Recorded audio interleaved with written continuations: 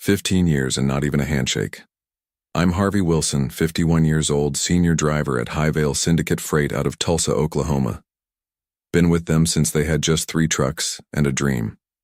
Now they had 28 rigs, contracts with some of the biggest distributors in the Midwest, and a new operations manager who didn't know the first thing about loyalty.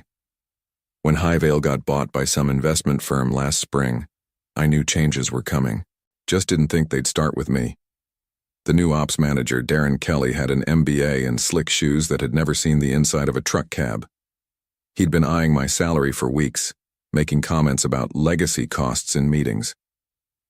That morning I'd pulled in from a 3-day haul to Denver, on time like always, when Darren called me into his glass-walled office. The termination papers were already printed out. My replacement, some kid fresh out of driving school, was waiting in the break room. "We need to streamline operations," Darren said, not meeting my eyes. "It's nothing personal, just numbers. Your salary's nearly double what we can pay a new driver." I nodded, didn't argue. Didn't tell him that Thompson Foods had been shipping exclusively with us for 8 years because I helped their dock manager move his mother's furniture when the nursing home closed. Didn't mention that Western Distributing renewed their contract 3 times because I always found a way to make their emergency shipments happen, even on holidays. 15 years of perfect safety records. Never missed a delivery window. Known every client by name. "Severance is 2 weeks," Darren continued, pushing the papers across his desk. "Company policy." I signed without reading. Handed over my keys, my security badge, and my company credit card. Said thank you for the opportunity. In the parking lot, I sat in my pickup for almost an hour. Not angry, just thinking.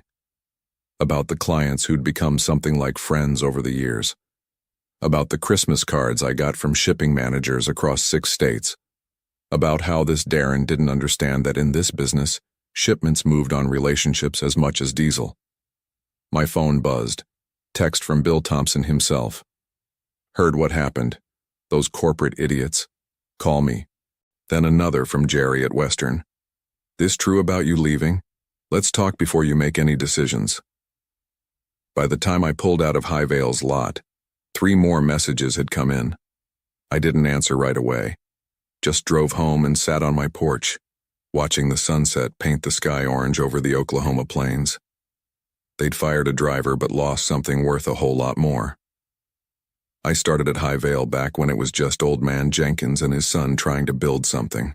Jenkins taught me everything: how to navigate mountain passes in winter, how to talk to clients, how to solve problems on the road without calling in. "The freight business isn't about trucks," he'd say. "It's about trust." For 15 years, I'd built that trust 1 mile at a time. When the big ice storm hit Kansas City in 2016, I was the one who got the medical supplies through to 3 hospitals. When floods washed out the main highway to Wichita, I found the back roads. When Thompson Foods needed an emergency shipment of packaging after a warehouse fire, I drove straight through 36 hours to make it happen. My wife, Elaine, knew the drill. Sometimes I'd be gone for days, but I always came back with stories. Our kids grew up with me on the road half the time, but they never doubted I'd be there for the important stuff. Missed some baseball games, sure, but never a graduation or birthday. When Jenkins sold the company 5 years back, things started changing. Slowly at first, new policies, more paperwork, less flexibility. The new management kept me on because the clients asked for me by name. "Send Harvey," they'd say. "We know it'll get there if he's driving." Darren arrived 6 months ago, fresh from some big logistics outfit in Chicago. Started talking about efficiency metrics and driver rotation.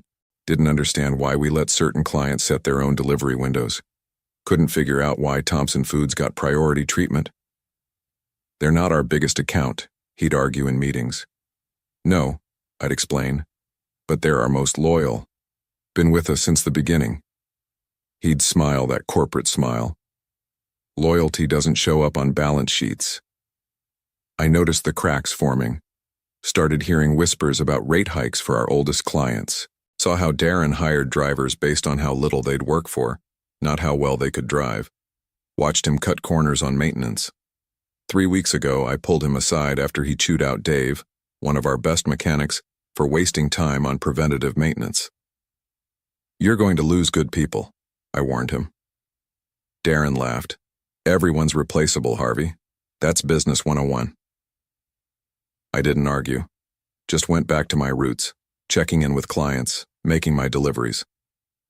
Keeping things running while the foundation cracked beneath us. Little did I know I'd be the first one they'd decide to replace. After sitting on my porch for an hour, I finally checked those messages. Bill Thompson wanted to meet for coffee tomorrow. Jerry from Western Distributing asked if I had plans to drive for another company. Maria at Lakeland Foods just sent a string of angry emojis followed by, "Call me." I went inside, made a pot of coffee, and sat at the kitchen table. Elaine was working late at the hospital. The house felt too quiet. I pulled out my logbooks, 15 years of routes, deliveries, relationships. Highvale didn't own those. They'd fired the driver but forgotten about the connections I'd built. My phone rang. It was Jenkins. Must have heard the news through the grapevine. "Damn shame what they're doing to my company," he said, voice gruff with age and anger. "I never should have sold." "You did what you had to do," I said. "Your wife's medical bill." "Still," he cut in. "I built that place on relationships, not spreadsheets. These new boys don't understand the business." After we hung up, I stared at my hands, calloused, weathered from years of driving, loading, problem-solving. 15 years gone with a single signature. The next morning, I met Bill Thompson at Riverside Cafe. He didn't waste time. "I heard what happened," he said, sliding into the booth. "Bunch of idiots. You've personally saved our bacon more times than I can count." "Just doing my job," I said. "No," Bill shook his head. "You did more than your job. Remember when our cooling system failed at the Broken Arrow warehouse? You got that shipment to our backup facility at 2 a.m. in a snowstorm." I shrugged. "Freight doesn't wait for good weather." Bill leaned forward. "We've got a contract with Highvale, but it's got a 30-day termination clause. Who are you driving for next? Because that's where our business is going."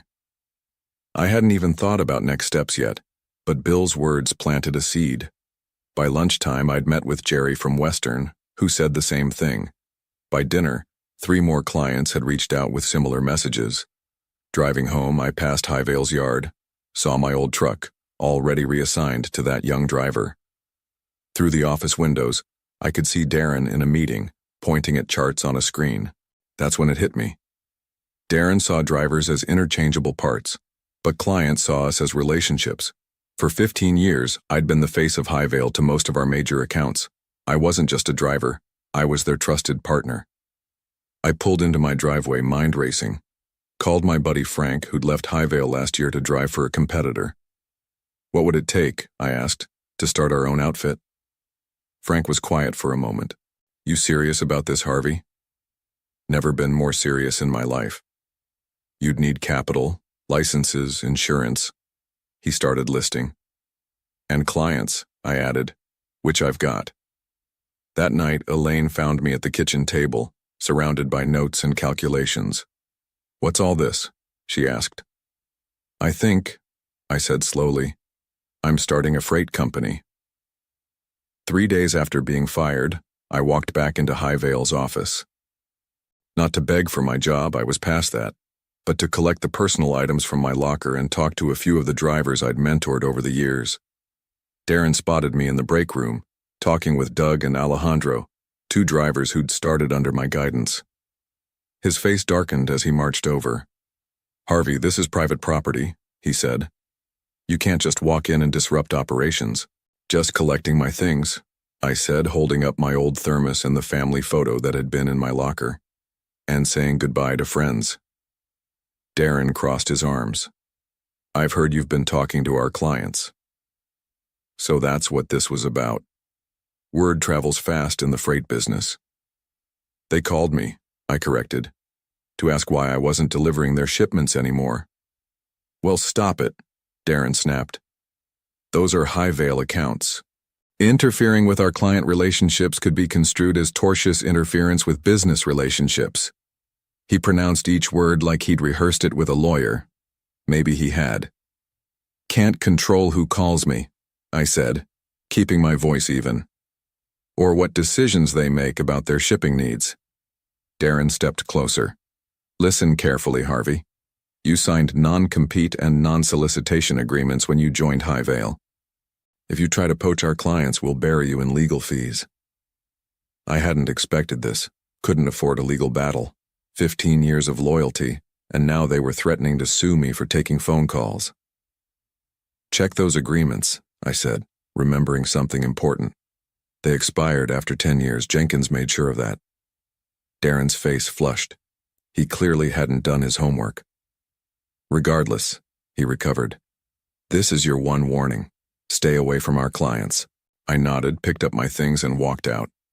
In the parking lot, Doug and Alejandro caught up with me. He's running this place into the ground, Doug muttered. Cutting corners on maintenance, pushing drivers to break hours of service rules. 3 guys quit last week, Alejandro added. Replace them with rookies who'll work for peanuts. I'd suspected as much, but hearing it confirmed made my stomach tighten. Not just for the business implications, but for safety. Poorly maintained trucks and overworked drivers were a recipe for disaster. You two be careful, was all I said. Back home, I called Jenkins to ask about those agreements. He confirmed what I remembered. The non-compete and non-solicitation clauses had expired years ago. I never believed in tying people down forever, he explained. Good business is built on choice, not force. The next day, I got a certified letter from Highvale's lawyers anyway, threatening legal action if I continued soliciting their clients.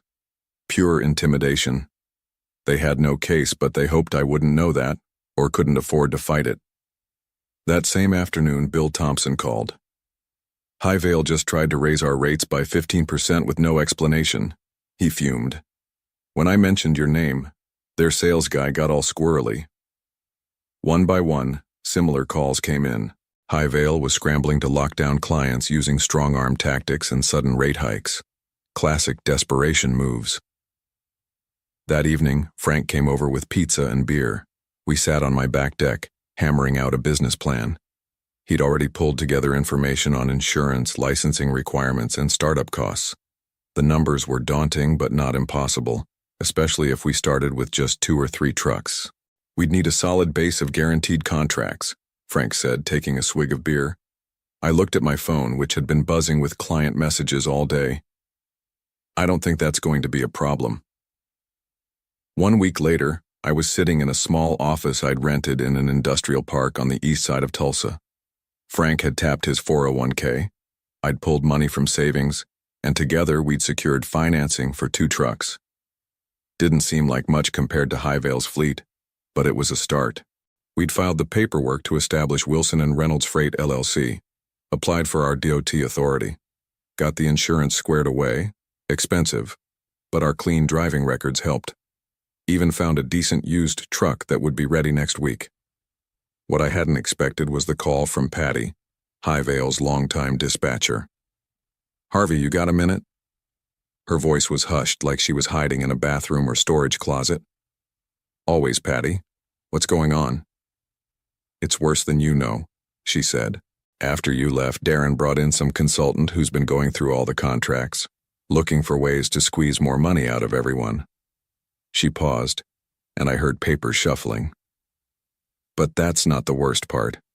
They're planning to shut down the Tulsa operation entirely in 6 months, move everything to Kansas City where they've got some tax incentive deal. Everyone here is getting laid off. They just don't know it yet. The news hit me like a physical blow. Highvale had been a Tulsa fixture for decades. 40-some families depended on those jobs. How sure are you about this? I asked. 100%. I saw the documents myself when I was filing. Darren left them on his desk, real careless. They've already started looking at warehouse space in Kansas City. After she hung up, I sat at my empty desk, staring at the wall. This wasn't just about me anymore. It was about all the people who'd be blindsided 6 months from now. Frank arrived with coffee and donuts, excited about the used Peterbilt he'd found at a good price. He stopped short when he saw my face. What happened? I told him what Patty had shared. His expression hardened as I spoke. So all this talk about efficiency and streamlining was just smoke, he said. They were planning to dump everyone anyway. Seems that way. Frank sat down, Coffee forgotten. We need to think bigger, Harvey. What do you mean? If they're shutting down in 6 months anyway, we should be planning to pick up as much of that business as possible. Not just a client here and there. All of it. He was right. This wasn't about getting back at Darren or even saving my own career anymore. It was about preserving what Jenkins had built. The relationships, the trust, the jobs. We spent the rest of the day revising our business plan, called our bank contact about financing for more trucks, researched warehouse space that could serve as a modest terminal. By evening, we had the outlines of something much more ambitious than our original 2-truck operation. The next morning, I called Jenkins and asked him to meet me for lunch. I laid out everything. What Patty had told me, what Frank and I were planning, the challenges we faced. The old man listened quietly, hands folded on the table. When I finished, he nodded once. "How much do you need?" he asked. "Sir?" "For startup capital. I've got some money set aside, was saving it for a fishing boat, but this seems more important." I hadn't expected this. "We couldn't ask you to." "You're not asking." Jenkins cut me off. "I'm offering. Those people at Highvale, most of them I hired myself, known their families for years. I'll be damned if I'll sit by while some corporate vultures scatter them to the wind." He pulled out his checkbook right there in the restaurant. "Let's build something right this time," he said. "Something that lasts." Over the next 2 weeks, Wilson, Reynolds, and Jenkins Freight took shape with startling speed. Jenkins' investment, combined with our own resources and a business loan, gave us enough capital to lease 5 trucks, secure a small terminal with a warehouse, and hire key personnel. We started with the essentials. Patty gave notice at Highvale and joined us as dispatcher. 2 experienced mechanics followed, sick of Highvale's corner cutting on maintenance. We hired 5 drivers, all veterans with stellar safety records who had either already left Highvale or were planning to. The trucks arrived, 3 Peterbilts and 2 Kenworths. Nothing fancy, but solid, reliable machines. We painted them midnight blue with silver trim, our new company logo on the doors. Each morning, I'd arrive at our modest terminal before dawn and feel a surge of pride seeing those trucks lined up, ready to roll. Meanwhile, Highvale was spiraling. After I left, 3 major clients had pulled their business, not to us, not yet, but to competitors. They'd cited service concerns, but really they were just waiting to see if our new operation could handle their needs. Word of the Kansas City move had leaked. Morale at Highvale was rock bottom. Drivers were jumping ship weekly. Deliveries were being missed. Darren was in full panic mode, slashing rates to keep clients while cutting corners everywhere else. We moved carefully, building our infrastructure before taking on too much business. Jenkins insisted on doing things right. Proper training, thorough maintenance protocols, fair pay scales. "The money will follow if we focus on quality," he kept saying. By the 3rd week, we were ready to approach clients directly. I started with Thompson Foods, my longest relationship. Bill Thompson met me in his office, examined our rate sheets, insurance certificates, and driver qualifications, asked tough questions about capacity and contingency plans. "This all looks solid, Harvey," he said finally. "But Highvale just dropped their rates below yours. They're desperate to keep us." "They can't sustain those rates," I replied, "and they can't match our service, plus there's something you should know." I told him about the Kansas City move. Bill's face darkened. "So all their promises about local service and quick response times will be impossible to keep once they relocate." Bill nodded slowly. "We'll need to phase this transition carefully. Can't afford any supply chain disruptions." "We've got a plan for that," I assured him, outlining our gradual implementation strategy. By the end of the meeting, we had a handshake deal. Thompson Foods would move 20% of their shipping to us immediately, with the rest transitioning over 60 days. Similar conversations played out with Western Distributing, Lakeland Foods, and 6 other major clients. Not all signed immediately, but most started shifting portions of their business our way. We weren't just taking clients. We were taking the good people too. Every week, another Highvale employee would approach us looking for work. We couldn't hire them all, but we took the best. Experienced dispatchers, skilled mechanics, reliable drivers. Then came the moment that confirmed we were on the right path. Doug, the driver I'd mentored who was still at Highvale, called one evening. "Harvey, you won't believe this. Darren just announced they lost the Cornerstone Builders account." Cornerstone was Highvale's biggest client, 30% of their business. "What happened?" "Word is they found out about the Kansas City move from one of their contacts at Western. They've already signed with someone else." I asked the obvious question. "Who'd they sign with?" Doug laughed. "That's the best part, not you guys. They went with National Logistics. Darren's been running around screaming that you somehow engineered it, but everyone knows it's his own fault." The plan was working better than we'd hoped. We didn't need to actively poach all of Highvale's business. The company was imploding on its own. 2 months after being fired, I was back behind the wheel, delivering a critical shipment to Thompson Foods. Their main production line had suffered a breakdown, and they needed replacement parts by morning, just like old times. Except now the truck I drove had my name on the door. As I backed up to Thompson's loading dock at 4 a.m., Bill himself was waiting, despite the early hour. "You're a lifesaver, Harvey," he said as I handed him the manifest. "Our production manager says we can be back online within 2 hours now." I helped unload, then joined Bill in his office for coffee. He seemed distracted, checking his phone repeatedly. "Everything okay?" I asked. "Just waiting for confirmation on something," he said, pouring more coffee. "Should be any minute now." His phone buzzed. He read the message, then smiled. "It's official. As of this morning, we've terminated our contract with Highvale. You're now handling 100% of our freight." I knew this was coming. We'd been gradually taking on more of their business, but hearing it formalized still felt momentous. "Appreciate your trust," I said simply.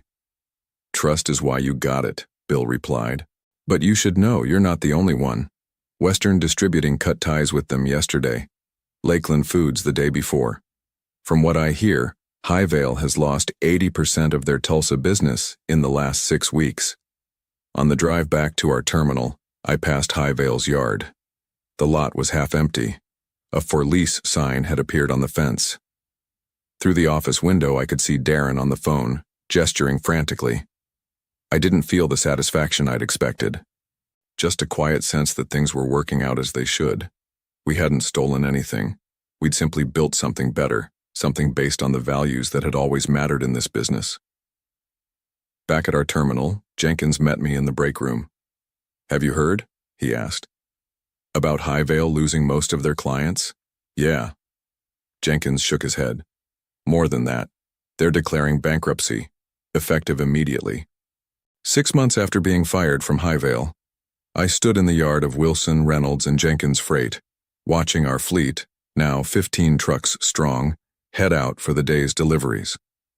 Our small terminal had expanded to include a proper warehouse and maintenance facility. We employed 32 people, most of them former Highvale workers. Highvale Syndicate Freight no longer existed. After the bankruptcy, their assets had been liquidated, their contracts scattered to various competitors. We'd acquired 3 of their trucks at auction, good machines that had been poorly maintained. Our mechanics had spent weeks getting them back into proper shape. Darren had left town. Last I heard, he'd taken a position with a logistics firm in Phoenix. The investment group that had bought Highvale from Jenkins had written off the entire venture as a loss. Jenkins joined me in the yard, leaning on his cane. At 73, he wasn't actively managing day-to-day operations, but he came by most mornings to have coffee with the drivers and share his wisdom. "Never thought I'd be back in the freight business," he mused, watching a Peterbilt pull out loaded with industrial equipment bound for Kansas City. "Having regrets?" I asked. He laughed. "Hell no. Best decision I've made in years." We walked back inside where Patty was coordinating the day's routes. Frank was reviewing maintenance schedules with our lead mechanic. The place hummed with purposeful activity. "You know what makes this work?" Jenkins said, pouring himself another cup of coffee. "It's not the trucks or the contracts or even the capital. It's the people." He wasn't wrong. We'd built something valuable because we valued the right things. That afternoon, I took a rare day off. Drove out to the lake with Elaine, Sat on the dock with fishing poles, not really caring if we caught anything. Happy? She asked simply. I considered the question, watching the sun glint off the water. Yeah, I said. I am. Sometimes the long haul isn't about the miles. It's about the journey back to what matters.